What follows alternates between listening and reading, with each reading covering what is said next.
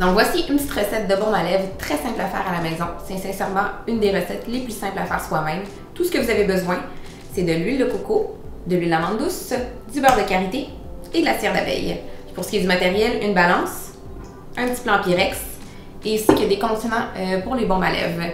Ici, nous, j'ai réutilisé ceux que je prends toujours, simplement les laver avec de l'eau chaude. Sinon, on peut s'en procurer aussi dans quelques endroits, une boutique spécialisée pour fabriquer ces cosmétiques naturels. Donc, commençons. Je vais prendre le poids de mon petit pot de Pyrex ici. Ensuite, je fais la tare.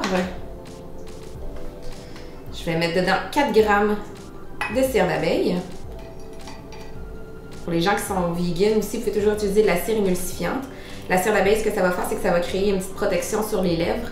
Et puis, ça empêche, ça retient l'hydratation. Ensuite, 5 g d'huile de coco.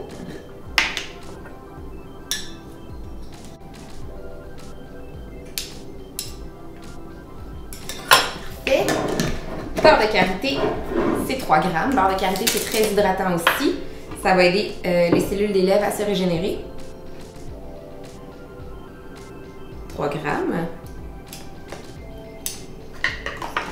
Et puis 8 g d'huile d'amande douce. L'huile d'amande douce aussi, ça contient beaucoup de graisse saturée pour les lèvres. Donc c'est super hydratant. Et encore une fois, vous pouvez toujours remplacer aussi les huiles par celles que vous avez. Donc là, on utilise de l'huile d'amande douce, mais ça peut être de l'huile de tournesol, de l'huile d'olive, de l'huile de pépins de raisin. Beurre de karité, ça pourrait aussi être du beurre de cacao, du beurre de mangue. Maintenant, ce qu'on fait, je vais faire chauffer tous mes ingrédients au bain-marie très doucement aussi pour faire fondre la cire et que tous les ingrédients se mélangent ensemble. Donc, ça va prendre quelques minutes. Juste brasser doucement. Donc, mon mélange maintenant a fondu totalement. C'est le moment d'ajouter les huiles essentielles de votre choix. Vous pourriez utiliser, nous on a pris menthe en fait, mais vous pourriez utiliser de l'orange, de la lavande, cannelle en très petite quantité. Ça a même un petit effet pulpant. Donc, menthe, on prend que quelques gouttes.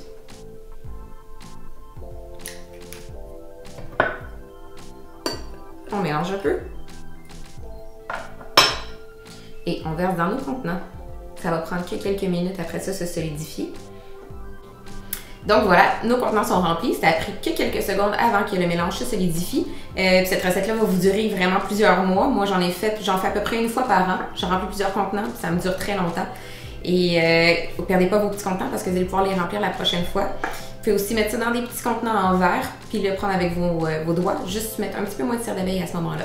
C'est une recette qui est très facile à faire aussi avec les enfants. Laissez-leur choisir leur fragrance d'huile essentielle pour une petite saveur. Puis c'est une bonne façon de les initier aux cosmétiques zéro déchet. Merci!